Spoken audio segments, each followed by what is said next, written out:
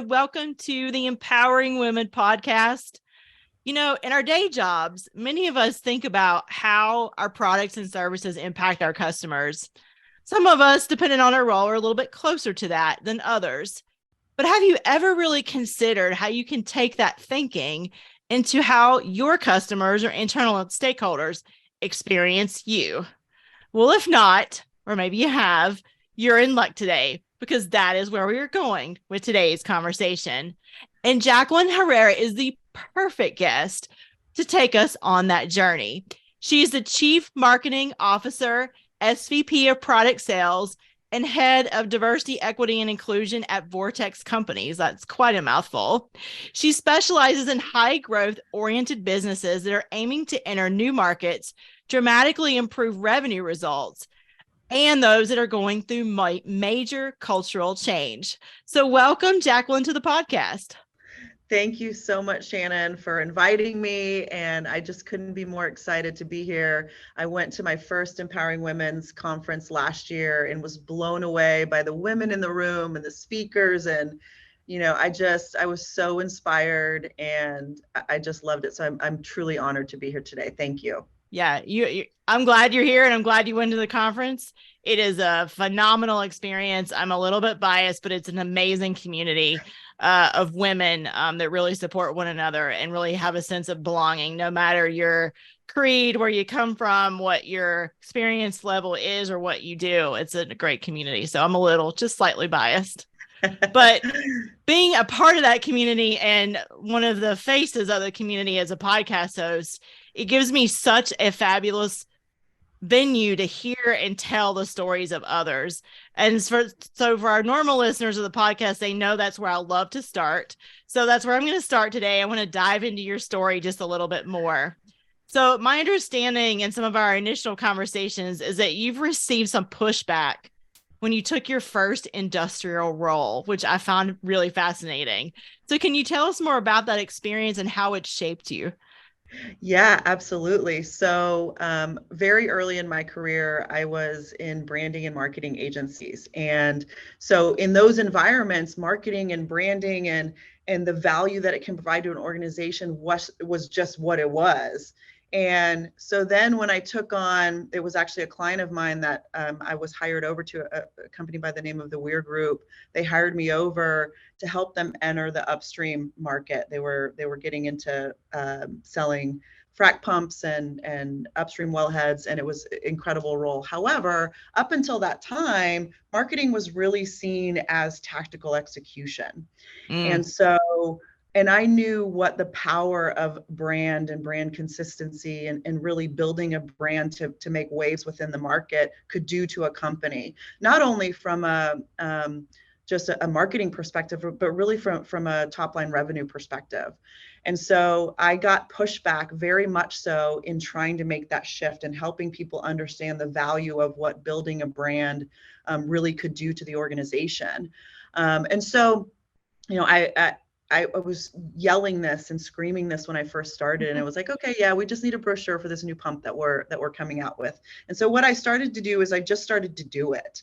I started to adjust our messaging both internally and externally. I started to at the time we were operating under three sort of brands and three divisions that were all selling to the same customer. And I knew that if we started to package these things together, our upsell to each customer could greatly increase just by packaging things together. And so we just started to do that in our media outreach, in the way that we were putting presentations together, in the way that we were positioning ourselves on things like our website and in other collateral.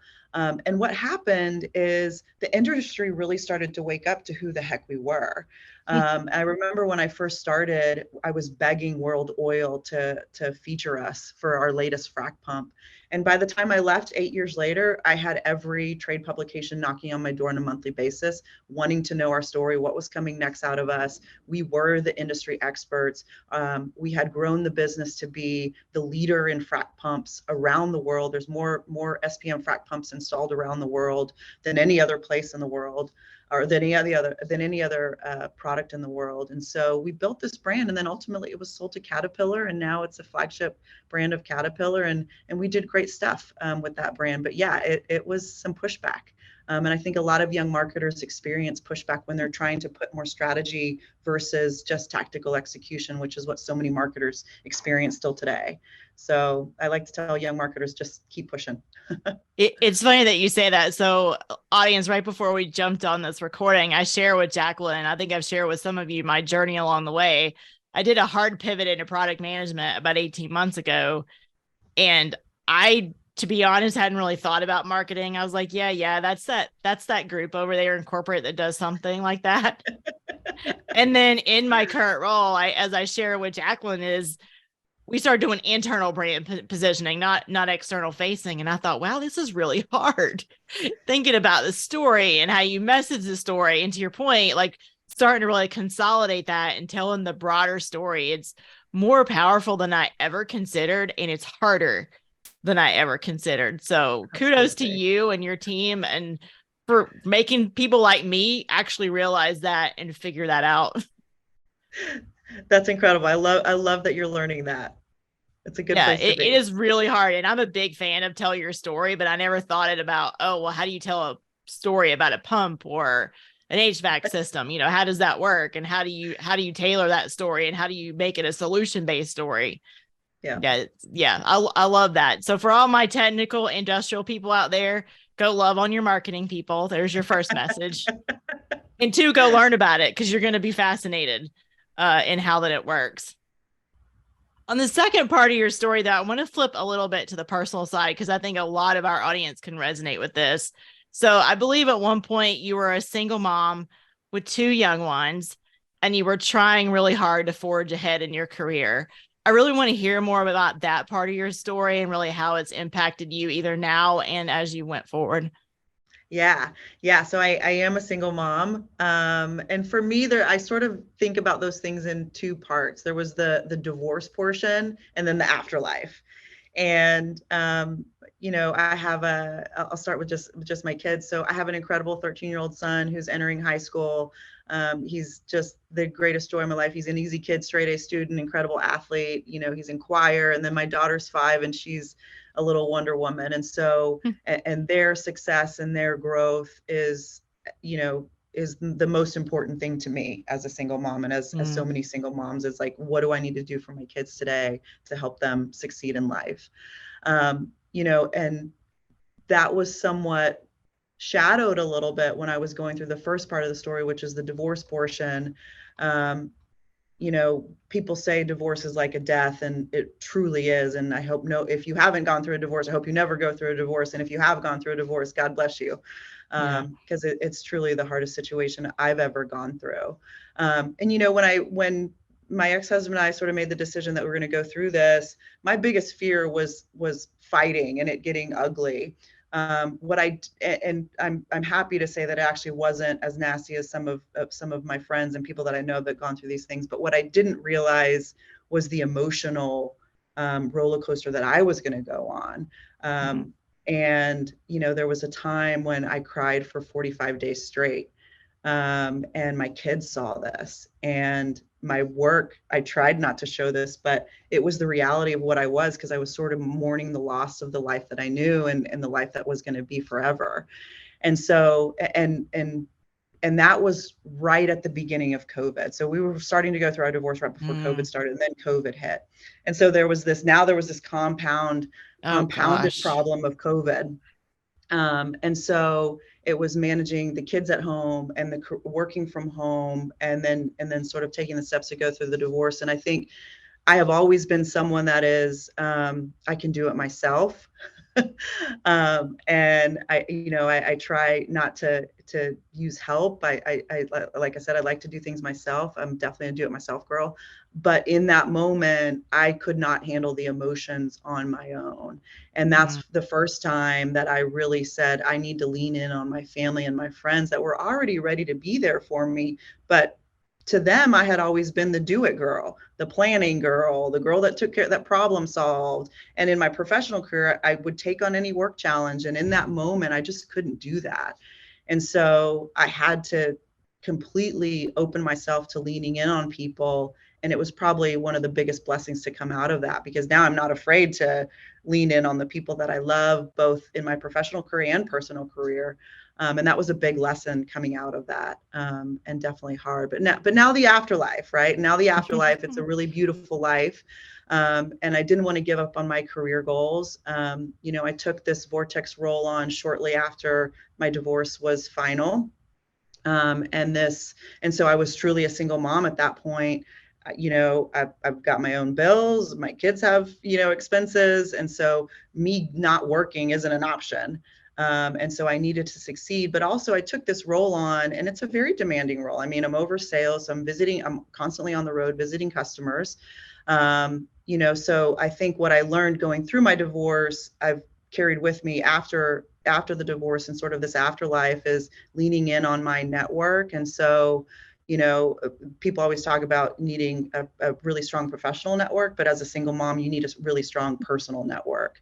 Yeah. And so, I'm really the kid gets sick. I'll say that your daughter gets sick. I mean, and then you're like out on the road and you're like, oh shoot, I can't go pick her up at school. Right. Something like that happens. Yep.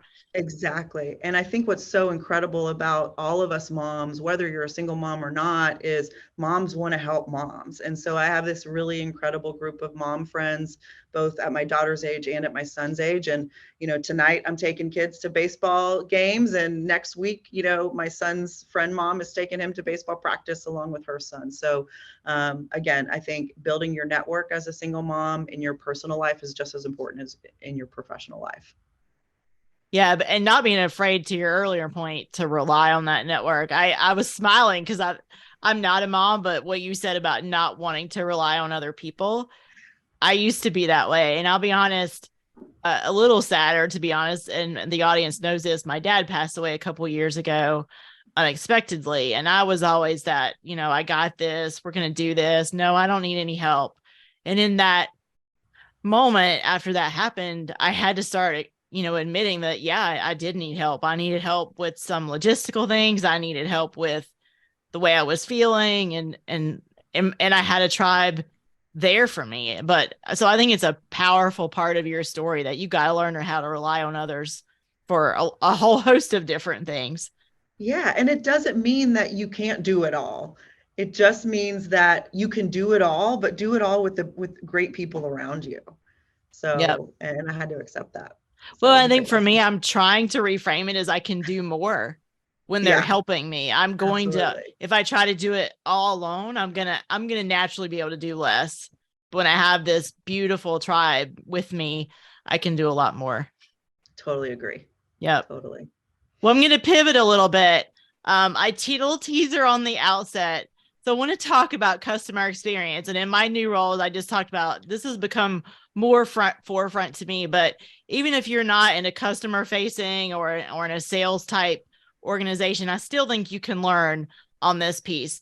I want to start off with a simple question, and maybe it's not very simple. What do you think a good customer experience looks like? Yeah, absolutely. So for me, there's sort of two concepts when it comes to customer experience. There's the transactional experience, so the individual sale. So I'm going to sell this widget and my customer is going to experience that, whether from putting a purchase order in to receiving the product to being invoiced. There's a transactional experience that happens. But then there's the life cycle experience. And the life cycle experience is, okay, what are all my transactions look like? And what are the touch points that happen in between the transactions? And so both are unique. And from my perspective, both require attention to make it good for long-term customer retention, and really results. It's going to help you grow your business tenfold. So good for me on the first part is an easy transactional experience. Is it easy for my customers to do business with me? Amazon makes it super easy. Just yesterday I ordered wetsuits. They probably make it too easy, actually. They make it too easy, exactly.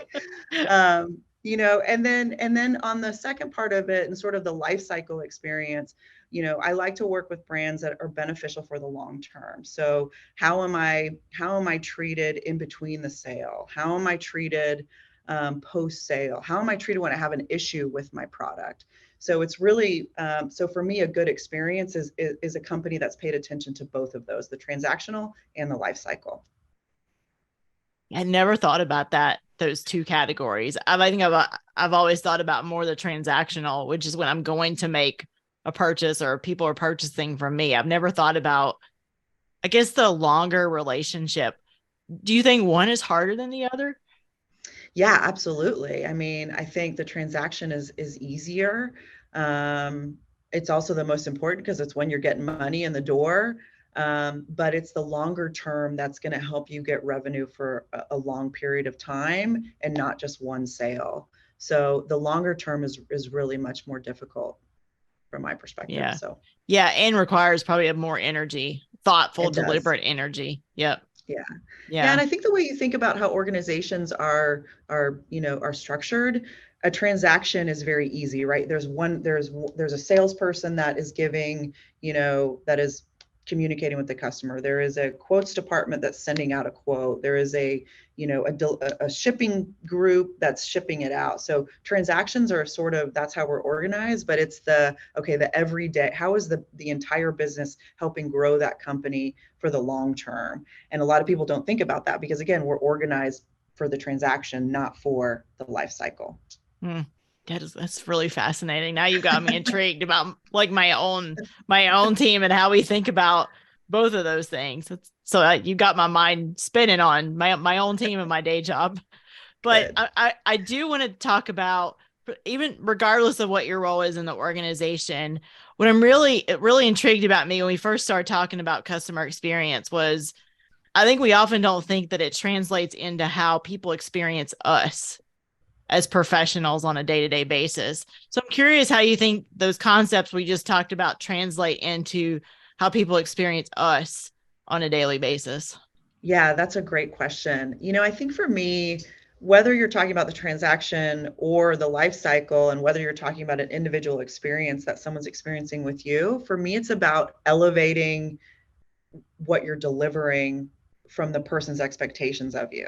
So as a person in a marketing role, I'm responsible for, making sure that we have the right materials and the right brand to help influence, purchasing decisions. However, that's not where I stop, right? I think about, okay, well, how is the employee impacted? What do I need to do on the employee side to make sure that we're delivering great customer experiences? And so for me, it's about always delivering above and beyond what's expected of you. So in a professional setting, if someone says, hey, can you send me an email by the end of the week? Well, I'm going to try to send it in 2 days. If the end of Mm. the week is 4 days away, I'm going to try to get it done in 2 days. I'm going to try to over deliver on everything I do. So I think for me, that's what I would recommend to people, is just try to over deliver above expectations. Oh, that's interesting. Because one of the things that you don't realize is that reputation that you create, that customer experience that you're creating, and then what people come to expect from you. So you may have a story and I'm interested. So I'll tell mine. And if you have one, I'd love to hear it. So the one experience I have is I I'm an engineer, as most listeners know, and I tend to be a little detail oriented. So when I try to be careful how I craft communication, I don't write a war and peace paragraph email, but I usually try to be really thorough. And when I do presentations and things, I'm just a little bit anal on how things look. But I've since learned that people expect that from me now, so that when they get an email from me, they expect it to be bulleted, they expect it to be thorough. I'm not generally a one or two liner email. I mean, we all do that, but if it's a response that you really need a carefully crafted response, I'm not just going to give you a one liner. So it's a reputation I was building that I quite frankly didn't even know. It was just part of my personality. So it kind of gets back into the advice you just gave of going above and beyond. I'm curious if you've had a similar experience. If not, we can move on, but I'm curious. Yeah, so similar to what you're going through. So previous to Vortex, and even at Vortex, product launches had always been treated as we've got to get sales slicks out, and we've got to get presentations out, and then, oh, but let the technical people, they should be training our sales guys on what it does. Well, no, our technical teams and our marketing teams should go in partnership, and we should be developing these things together, and we should be thinking about how we're delivering technical training so that it's delivered in a way of customer benefit focus, so that when our sales guys go out, they're delivering that customer benefit message really, really clearly. So what happened is I started creating these partnerships with my technical team for product launches. And then if we were launching new, benefits internally, I started, it would have been nice if I just sent out an email with the new benefits from the HR team. But no, we wanted to put entire packages together and make it really easy for our employees to embrace whatever change was happening. And so what happened is I had all of these partners in all these different departments, and we elevated communication and elevated the way in which we did things. And so then,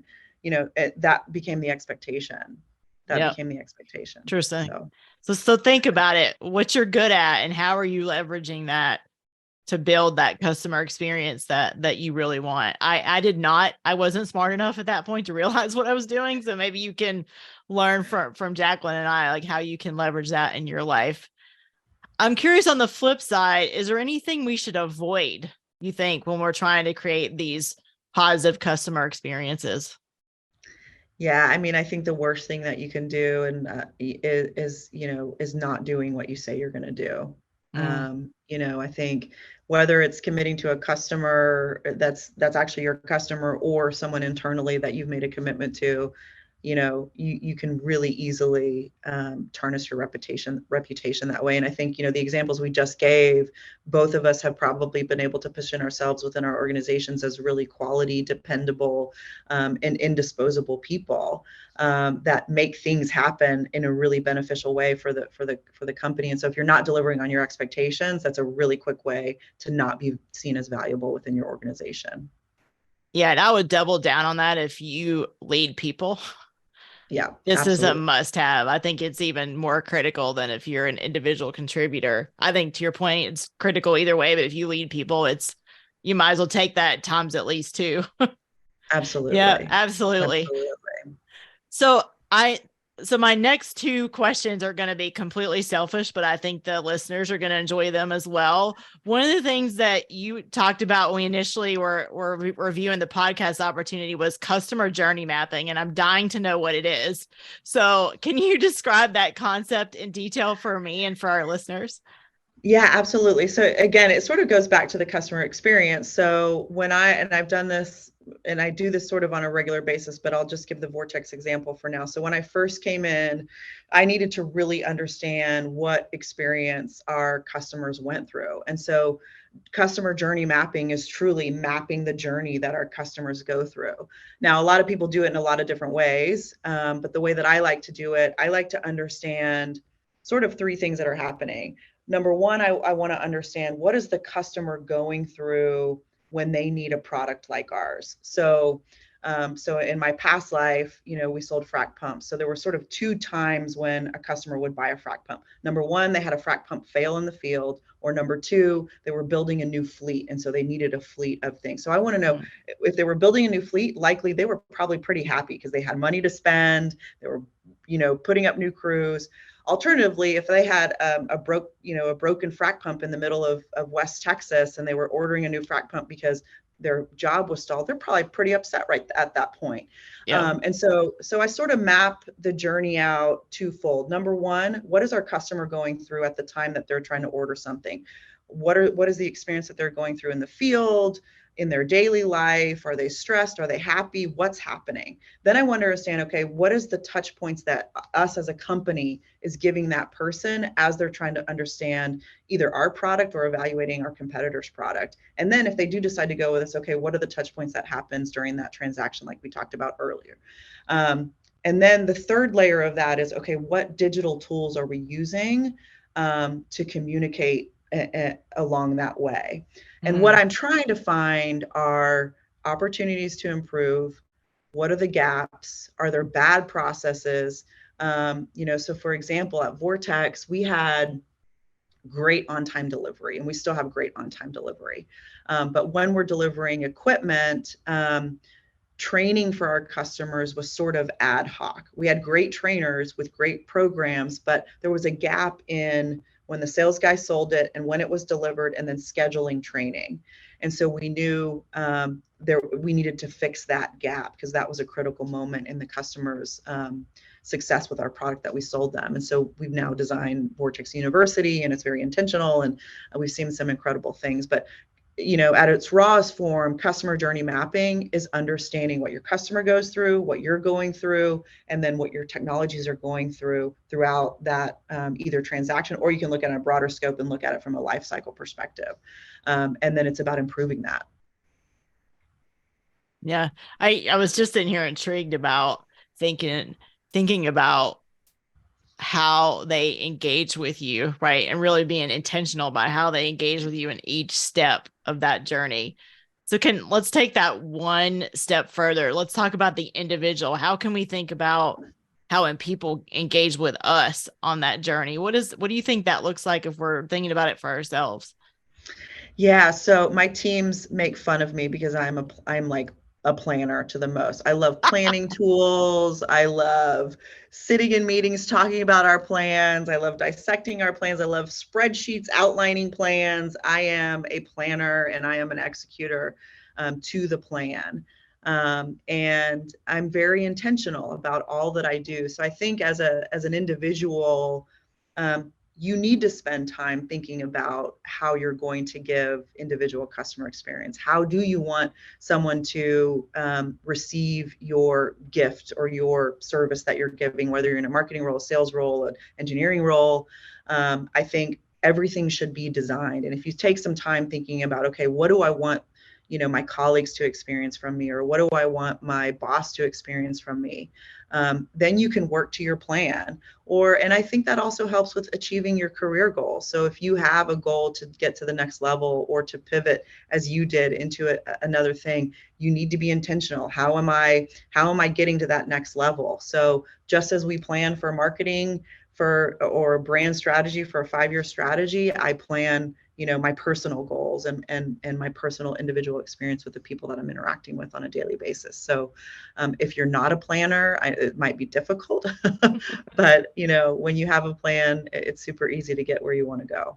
Yeah, So. one thing I think is intriguing is when you're talking about the pump, you're thinking about the different reasons, I'm gonna call it that, or why they generally might purchase from you. So you might could flip that on its end and think about what generally do people interact with you. And then like for me, I've done a few career pivots. This last one admittedly is probably the hardest one I've ever done. But people ask me, well, how did you make that happen? And even though funny enough, when it was announced the pivoting I was making internally, even one of my colleagues was like, how in the world did you make that happen? So I think it's really thinking about, to your point, what are those points? And then if you're want to make a change in your career, how do you create a channel, so to say, Yeah, of absolutely. making it happen, and then using how you show up in that channel, in that I agree. your current channel and your new channel that you're creating, to make that pivot. Because to your point, these things don't happen overnight and they Absolutely. require plans. Regardless, I'm with you. I found that we're sisters now. She likes chemists, engineers, and spreadsheets. I love you. Like, I love you. I joke my team's like everything. I said everything fits in one of two things. It either fits in a spreadsheet or in a flow chart. Anything can fit one of those two things. Oh Absolutely. gosh. I Yeah. agree. I agree. So I love the channel thought. So I was really thinking about meetings, emails, conferences, like, how do you show up? And then, for example, like I made a pivot from procurement over to product management. That's about as hard as you can go. So I had to create a channel, and I was going more for a customer facing role. So I was trying to find a channel to get towards people that would then see my capabilities, to make that pivot. I don't know if you have any other thoughts about that. Yeah, absolutely. I think so many people sort of sit and wait for the opportunity to come to them.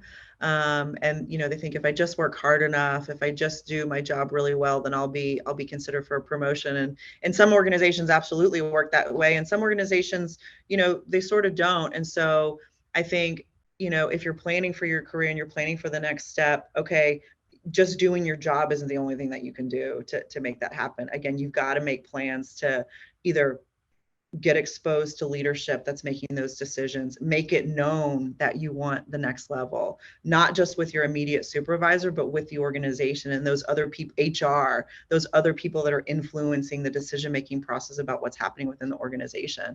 So yeah, I couldn't agree more. I think you have to be intentional and you have to be a planner, and the sky's the limit. Yeah, So totally agree. yeah. Well, my second selfish question, because I am a people leader in my day job and I do hiring. So one of the things that you told me, you have a unique practice of hiring blind.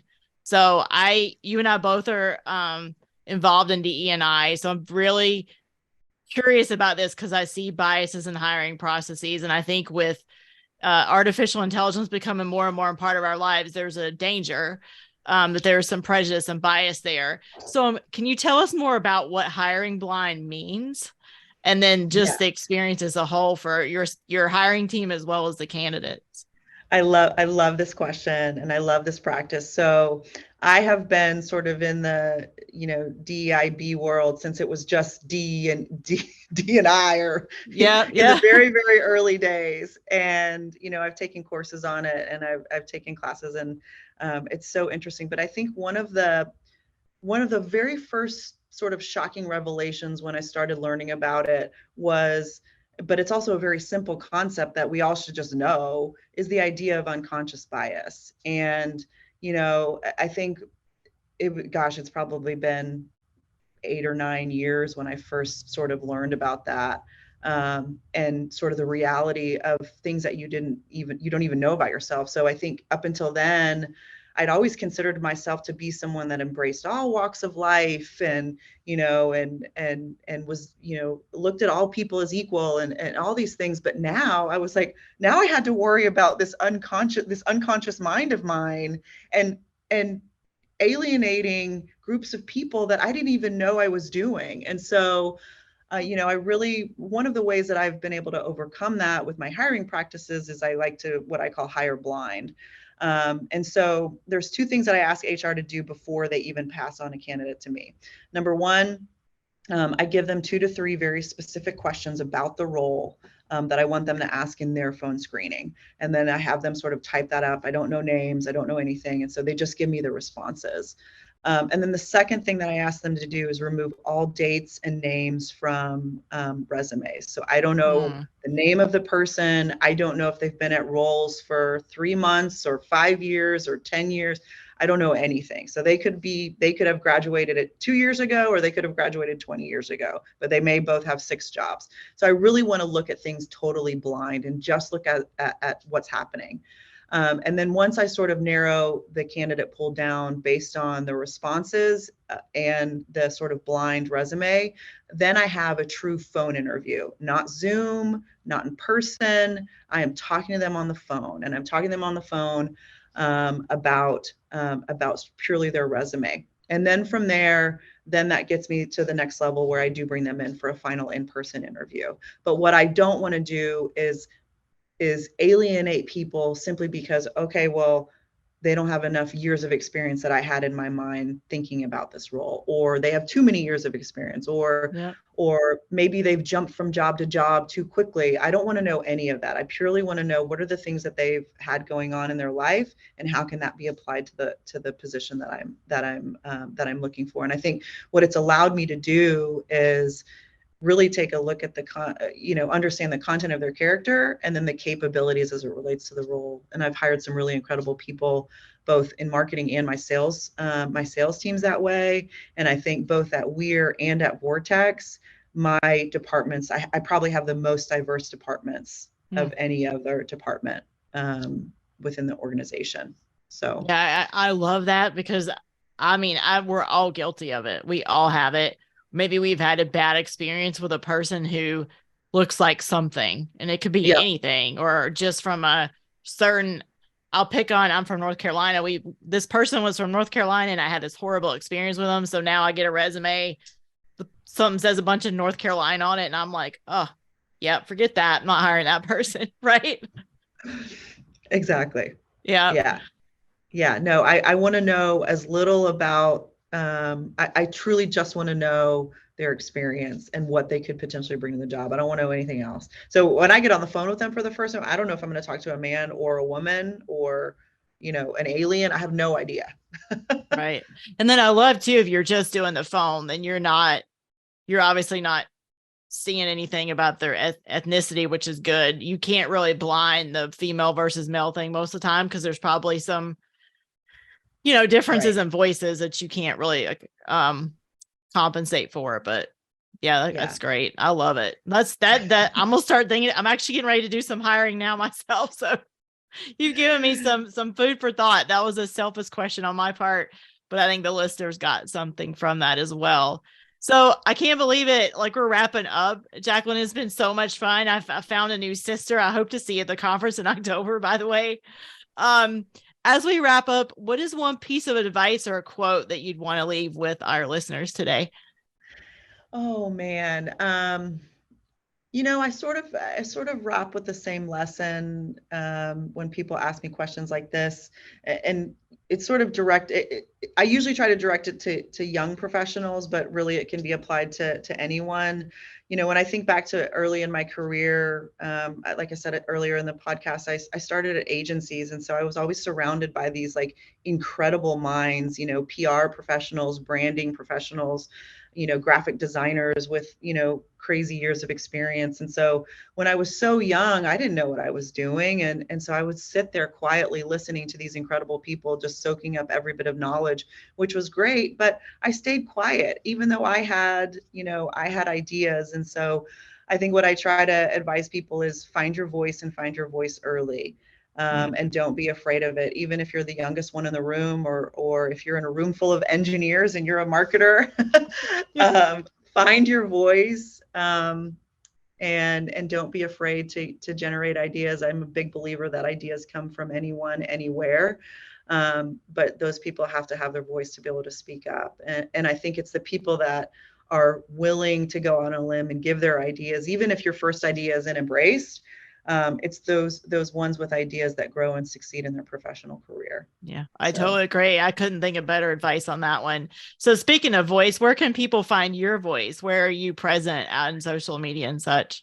Yep. So I'm on everything. I'm on LinkedIn. I'm on Facebook. I'm on Instagram. You can find me at Jaclyn Herrera, which is my nickname. I know you introduced me as Jaclyn, but you can find me at Jaclyn Herrera on all instances. I also have a personal website, which is www.continuityconsequence.com, which is it's a side hustle that I have for a marketing agency that I help my friends and family, but seems to be growing a little bit. But yeah, you can find me there as well. That's so much fun. Well, this has been incredible. To be a technical and a marketer, we're now, I think, sisters. I hope to meet you in person soon. You're just phenomenal. I'm glad we could share your story and your insights with our listeners. Thank you so much for joining. And listeners, thank you for listening as always. And I will see you in the next episode. Bye, everybody.